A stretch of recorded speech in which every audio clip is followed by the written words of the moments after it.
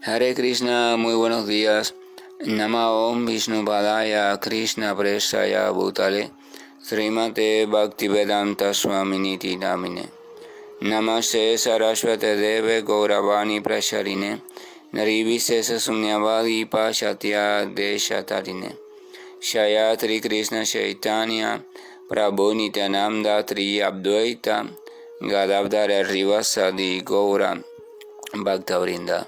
Hare Krishna, Krishna Krishna, Hare Hare, Hare Rama, Rama Rama, Hare Hare. Hare Krishna reiterados, vamos a continuar con las lecturas y reflexiones sobre el siempre radiante y puro Srimad Bhagavatam. El último texto leído hacía referencia a cómo Vidura había sido recibido afectuosamente por sus familiares y amigos, cómo se le había dado un asiento confortable para que descansara, buena alimentación, bebida y para que estuviera satisfecho en todo sentido. Entonces, haciendo referencia a eso, el último texto leído decía: después de que Vidura comió suntuosamente y descansó bien, se le dio un asiento cómodo. Entonces el rey Yudhishthira comenzó a hablarle y todos los allí presentes comenzaron a escuchar. Maharaj Yudhishthira dijo: tío mío, ¿recuerdas cómo siempre nos protegiste a nosotros y a nuestra madre de toda clase de calamidades? Tu parcialidad, tal como las alas de un ave, nos salvó de ser envenenados y de un atentado incendiario.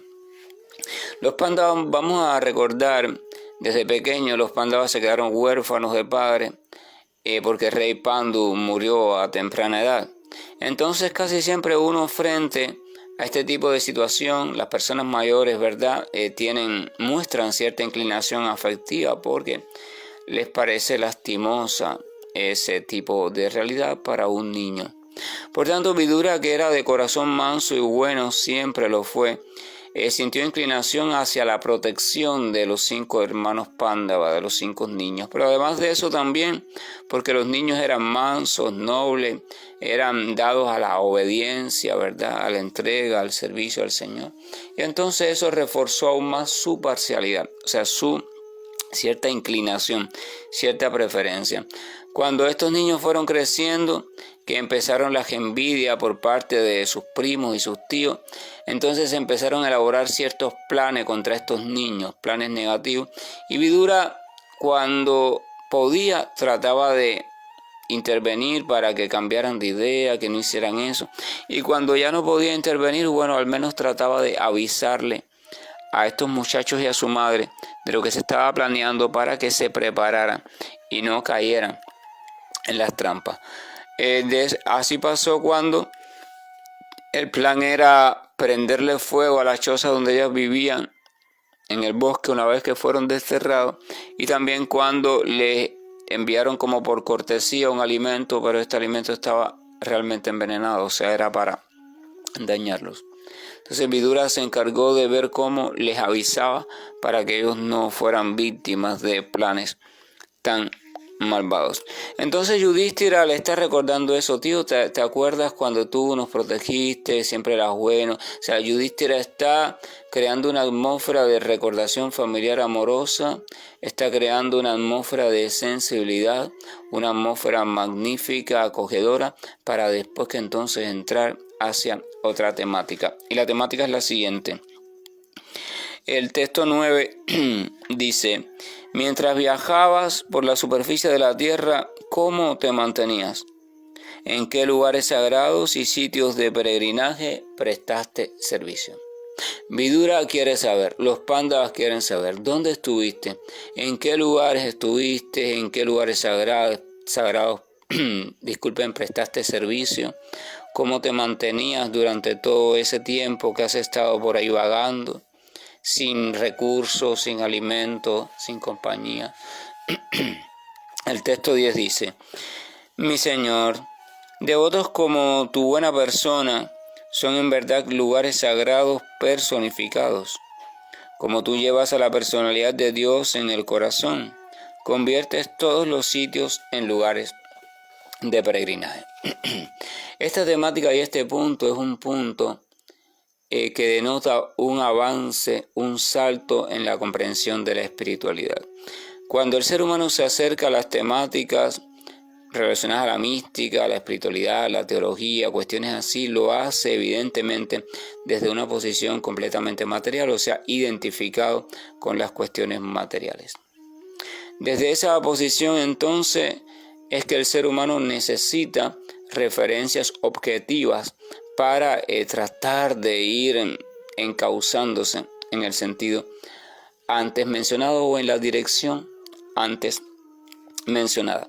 Entonces se necesitan las construcciones llamadas templos, se necesitan los altares, se necesitan de ofrendas materiales, se necesitan de representaciones simbólicas materiales del Señor Supremo, se necesitan de diferentes códigos de comportamiento social, de códigos de vestuario, según la cultura y según las cuestiones.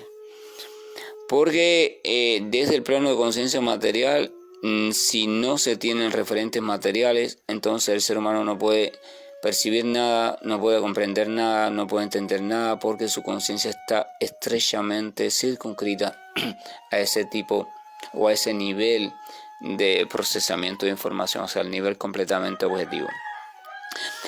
Por tanto, se instauraron a lo largo de toda la tierra, en todos los lugares hay algún tipo de sitio sagrado que las personas de fe o las personas que buscan ciertos beneficios de un tipo o de otro tienen en cuenta, respetan y visitan, algunos con más frecuencia, otros con menos frecuencia. Entonces la mentalidad también de tipo materialista, que es la con la cual todos iniciamos en este mundo, nos lleva a pensar también en que el beneficio depende de ciertos elementos variables materiales. Por ejemplo, si es un sitio sagrado, depende de que las personas piensan, ¿no? Mientras más grande es el sitio, más hermoso, más suntuoso, o las estatuas sean más grandes, entonces más poder, más potencia sagrada tiene el sitio. Mientras más esté metido en un lugar o escondido en un lugar muy inaccesible, entonces también el sitio es más sagrado.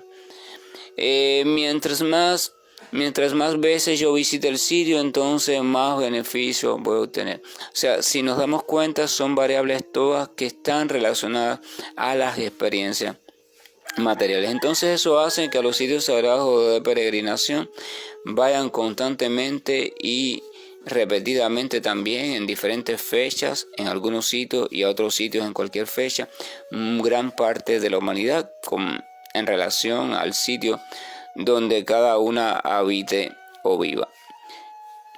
Ahora, ¿qué pasa?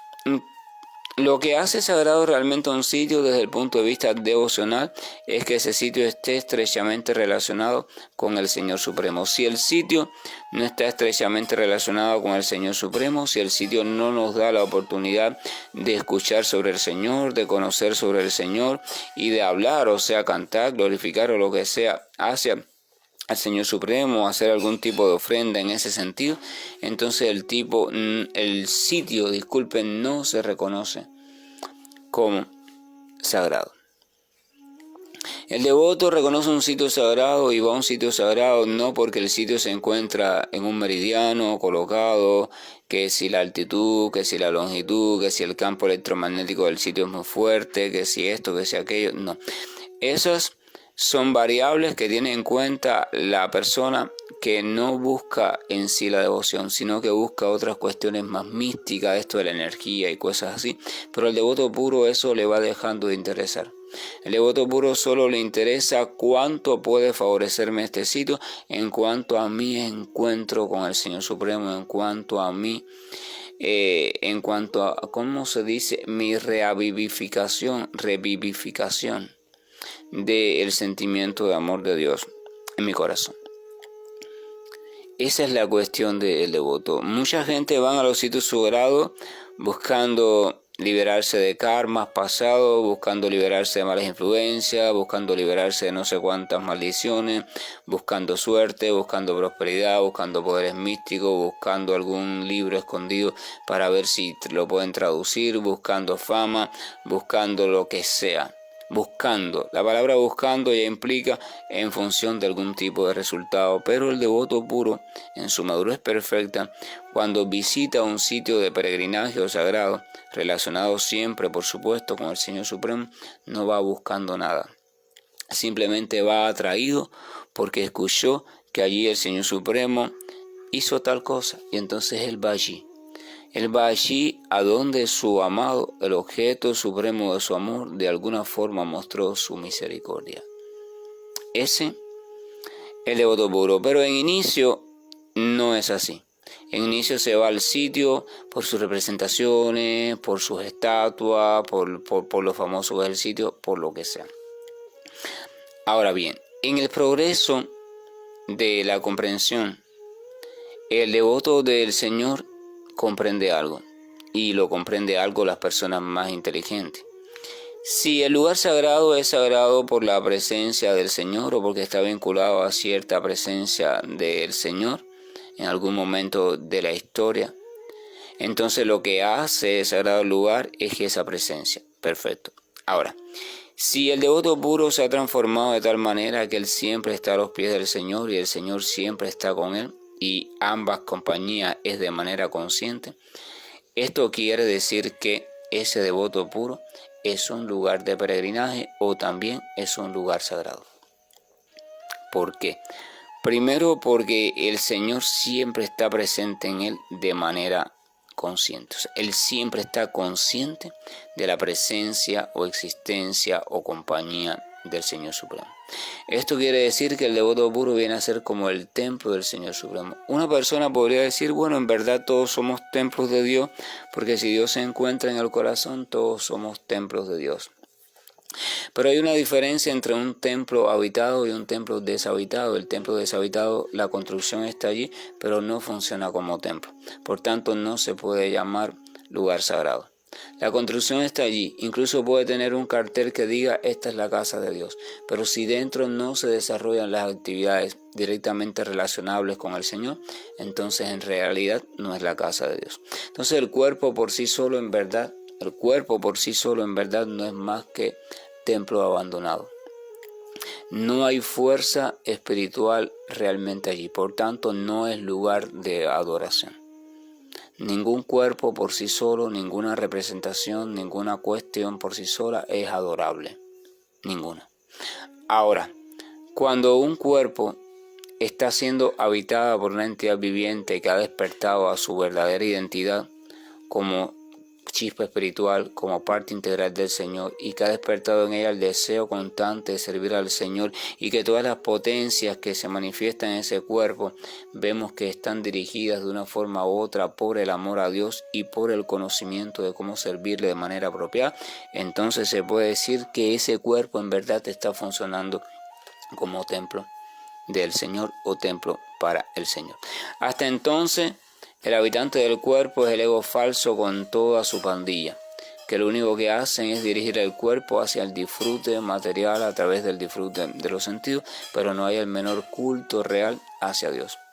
Puede incluso haber religiosidad, pueden haber rituales, pueden haber cantos, estudios, libros sagrados, y aún así no haber la más mínima gota de adoración real al Señor. Y esto hay que comprenderlo. La religión es una cuestión del mundo material. En el mundo espiritual, de hecho, no hay religión. No se necesita. No se necesita de ningún sendero, no se necesita de ningún código, no se necesita de ninguna doctrina para irse acercando al Señor, porque ya el mundo espiritual significa que estás completamente en el Señor. Así que todo eso sobra. Por tanto y demás, nada de eso garantiza que yo tenga una relación verdadera y cierta con el Señor, y si no la tengo, entonces esto a lo que llamamos cuerpo material no puede ser llamado templo del Señor. Así que no es un lugar sagrado. Por tanto, el Señor sí está presente, porque el Señor está dentro y fuera de todo, pero la chispa espiritual que está allí también presente está completamente en ignorancia, o está, por decirlo así, no consciente, está dormida, no tiene conciencia de su identidad, tiene conciencia de ella en forma de ego falso. Por tanto, no es consciente tampoco realmente de la presencia del Señor. Puede ser consciente en teoría de que existe algo que se llama Dios, pero en experiencia propia no lo está viviendo. Y si no lo está viviendo, entonces no está en su presencia. Y si no está en su presencia, no es consciente de Él. Y si no es consciente de Él, entonces no se puede decir que está en un lugar sagrado. Y no se puede decir que ya sea un lugar sagrado. Ese cuerpo y esas manifestaciones empiezan a ser un lugar digno de admiración, se convierte en un lugar sagrado cuando esa criatura despierta su verdadera identidad y despierta la presencia constante del Señor Supremo, es decir, cuando despierta espiritualmente. Por tanto y demás, aunque el Señor básicamente está dentro de todo, nada es adorable a no ser que aquel que está allí dentro también, o sea, la chispa, despierte y tome conciencia real de la presencia del Señor. ¿Cómo sé si tomó conciencia o no real de la presencia del Señor? Porque empiezan a manifestarse frutos, signos, todos favorables, todos maravillosos, todos luminosos en cuanto a esa criatura. Esa criatura empieza a tener tendencias que todas hablan, todas apuntan hacia que el amor por Dios es el que lo está dirigiendo junto al conocimiento. No es el fanatismo, no son las doctrinas, no son las cuestiones de religiosidad, no. Es el ímpetu del amor por Dios, es la energía espiritual quien está actuando ahora a través de este cuerpo y ya no es el ego falso. Y ya no es la energía material arrastrando a la criatura dormida. ¿Ok? Entonces, solamente el devoto puro, solamente aquel que ha despertado por completo a la presencia del Señor y está ubicado en su servicio, movido por el sentimiento de amor puro hacia Dios, solamente ese es que se puede considerar un lugar sagrado viviente o un lugar sagrado móvil. Entonces, cuando eso sucede, viene una cuestión. La cuestión de que cuando alguien medianamente inteligente se encuentra con un devoto puro, entonces comprende lo siguiente: wow, estoy teniendo la oportunidad de visitar, de estar cerca de un lugar extremadamente sagrado.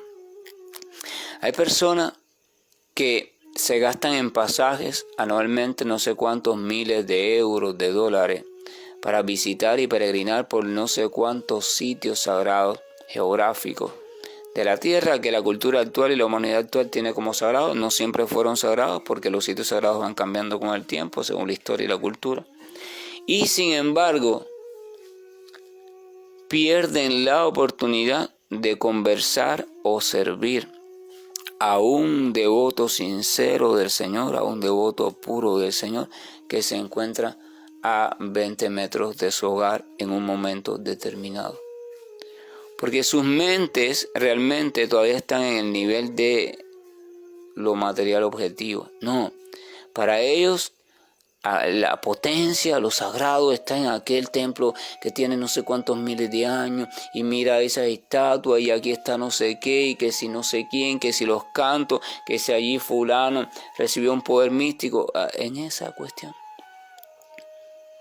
Pero la persona realmente inteligente se convierte en un detector de devotos sinceros del Señor, devotos puros.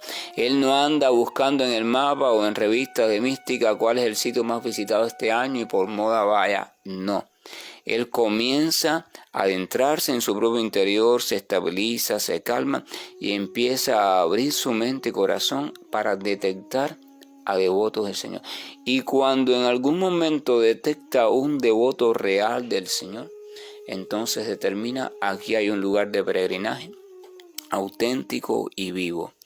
Aquí hay un lugar que está realmente vigente. Los lugares de peregrinaje del mundo entero, por suerte o por desgracia, se han convertido en lugares turísticos.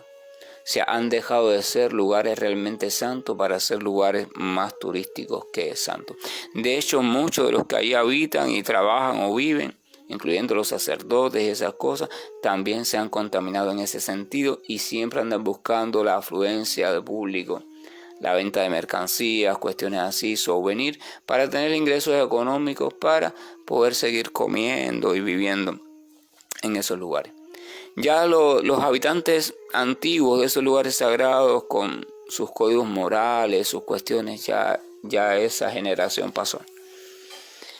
Y así ha pasado con casi todos los lugares sagrados del mundo. Entonces el único lugar sagrado, auténtico, que nunca pasa, que nunca se contamina, es el devoto puro del Señor. Por eso aquí Yudhishthira le está diciendo a Vidura que su buena persona, o sea, Vidura, dice, en verdad es un lugar sagrado personificado. O sea, es la personificación en sí mismo de un lugar sagrado. Por ejemplo, a veces vemos una persona muy inteligente y decimos, mira, es la personificación de la inteligencia. O a otro le decimos, tú eres la personificación de la paciencia. O a otro le decimos, tú eres la personificación de la maldad. O a otro...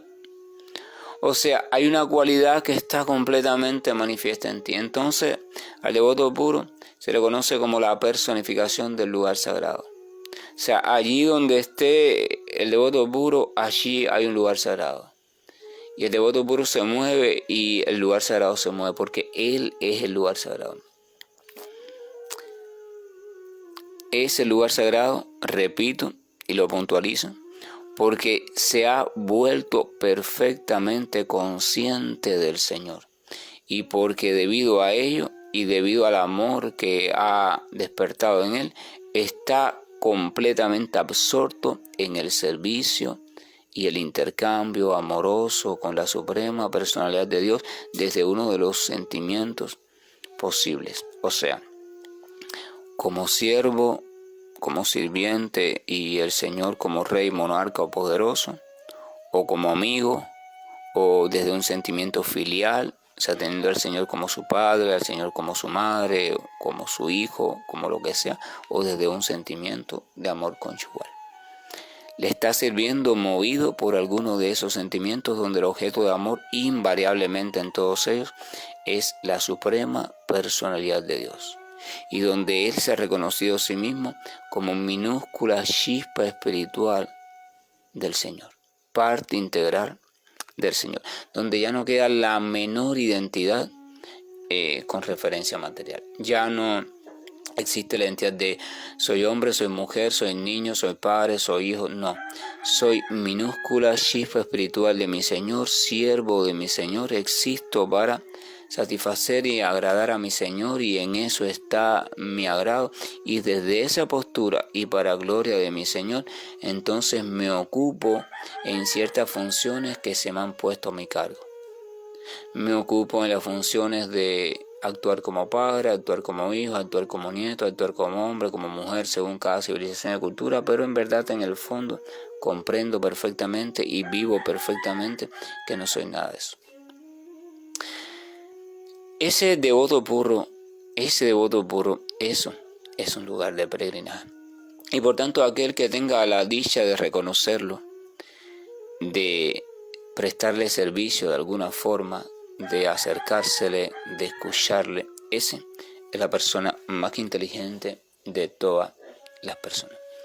Entonces el devoto puro te dice que es muy magnánimo. El devoto puro es más benéfico, más auspicioso. No, la palabra no es auspicioso. ¿Cómo se dice cuando una persona es más misericordioso que el propio Señor?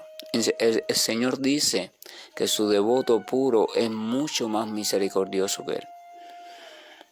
Entonces el devoto puro siempre está presto a dar su misericordia, su gracia. Entonces cuando él ve que alguien está abriendo su corazón, que alguien está siendo completamente humilde, que alguien está tratando de complacerle de una manera sincera y desinteresada, entonces él le otorga su misericordia. ¿Y cuál es la misericordia del devoto puro? Le revela ciertas cuestiones sobre el Señor que no se entienden mediante los libros. Le ayuda a aclarar sus dudas sobre el Señor que no se pueden aclarar por el simple estudio autodidacta ni por el estudio filosófico. Pero sobre todo le va transmitiendo, le va activando en su corazón la semilla del futuro sentimiento de amor por Dios, que tampoco no hay otra forma de activarla. Entonces terminaba diciendo: como tú llevas a la personalidad de Dios en el corazón, conviertes todos los sitios en lugares de peregrinaje. O sea, allí donde está el devoto puro, allí donde llegue el devoto puro, sea el sitio que sea, ese sitio se convierte en sagrado. Por ejemplo, en la literatura védica, así como en muchas literaturas del mundo o tradiciones, los cementerios son lugares, para unos son malditos, para otros son contaminados, ¿verdad? Y se recomienda incluso que en aquella época, aquel que visite un camposanto, un cementerio, tome ciertas medidas, después tome no sé cuántos baños, se cambie de ropa, etcétera, etcétera. Y las personas, por supuesto, que siguen esas tradiciones lo hacen. Está bien, perfecto. Ahora, en la mente de esa persona, ese lugar siempre va a ser un lugar negativo. Sin embargo, en la mente de la persona que ha comprendido la ciencia de Dios, un lugar donde esté la presencia de Dios es de manera visible, de manera, ¿cómo se dice?, comprobable. Nunca puede ser un lugar negativo porque Dios es absolutamente puro. Entonces, si el devoto puro tiene la presencia de Dios en sí misma, y por ejemplo el devoto puro va caminando y decide entrar a un cementerio, o simplemente se sienta en la puerta del cementerio y empieza a hablar, a cantar cuestiones sobre el Señor, entonces muchas personas que están restringidas por sus tradiciones no lo visitarán. De hecho dirán que él está loco, que es un maldito, etcétera, etcétera. Y otras, las más inteligentes, que son las más pocas, dirán: wow, espérate un momento, porque eso que está hablando, la forma en que lo está hablando, el sentimiento que está irradiando de él, es, sin lugar a duda, aquí hay un devoto del Señor. Entonces irán y se aglomerarán a su alrededor. Como si hay que entrar al cementerio, no importa, porque ya el cementerio ya no es un lugar maldito. Ya no va a ser un lugar de muerto, un lugar de enterramiento. Ahora, en ese mismo instante, el cementerio se está convirtiendo en un lugar sagrado de peregrinaje, el lugar más santo de toda la tierra. No por el propio cementerio, sino por la presencia del representante del Señor. Si uno logra comprender eso, entonces se va a liberar de mucho peso, de muchas restricciones y prácticas que lo que hacen es limitarte en tu avance hacia Dios. Buscar a Dios, transitar hacia Dios, significa transitar hacia el devoto puro del Señor. No podemos transitar directamente hacia Dios mientras que estamos todavía enredados en las cuestiones de este mundo. Por tanto, hay que transitar hacia el representante del Señor, hacia alguien que está en este mundo tal y como nosotros, pero en verdad no lo está. O sea, en verdad está en el Señor. Está al mismo tiempo en el Señor y en este mundo, para darnos la oportunidad de poder conocerle, de poder escucharle, de poder servirle, de poder lo que sea. Y cuando estamos haciendo eso, entonces nos vamos purificando y nos estamos acercando al Señor, porque estamos escuchando al Señor a través de Él, estamos sirviendo al Señor a través de Él, estamos amando al Señor a través de Él, o sea, estamos haciendo servicio devocional a través del devoto puro, hasta que estemos completamente listos y entonces ya condicionados espiritualmente podamos hacerlo de modo directo. Es un tema muy importante, sobre el cual hay que reflexionar y sobre el cual hay que también tomar medidas serias, porque mientras nuestra mente siga apegada a los códigos materiales y objetivos de la religión, de la espiritualidad, de lo que sea, sigue apegada a esos códigos, ahí apegada a las cuestiones, a este sitio, a este pulso, a este no sé qué hay, entonces no vamos a poder seguir hacia adelante. Hay que comprender el verdadero significado de espiritualidad, hay que comprender el verdadero significado de representante del Señor y hay que comprender el verdadero significado de sagrado. Lo que hace sagrado algo es la presencia despierta del Señor. El Señor presente, la presencia consciente del Señor, la presencia viva del Señor. Entonces toda nuestra vida, por supuesto, uno puede concluir, se trata de eso. ¿Cómo puedo dirigir mi vida a tal punto de que yo me acondicione de tal manera, me libere de tal manera que yo pueda experimentar la presencia de Dios? Que yo pueda, en conclusión, volverme consciente de Krishna. Hare Krishna, buen día, y que tengamos toda una jornada llena de profunda reflexión y de profundo beneficio en dirección hacia el despertar de nuestra espiritualidad. Estoy finalizando la llamada.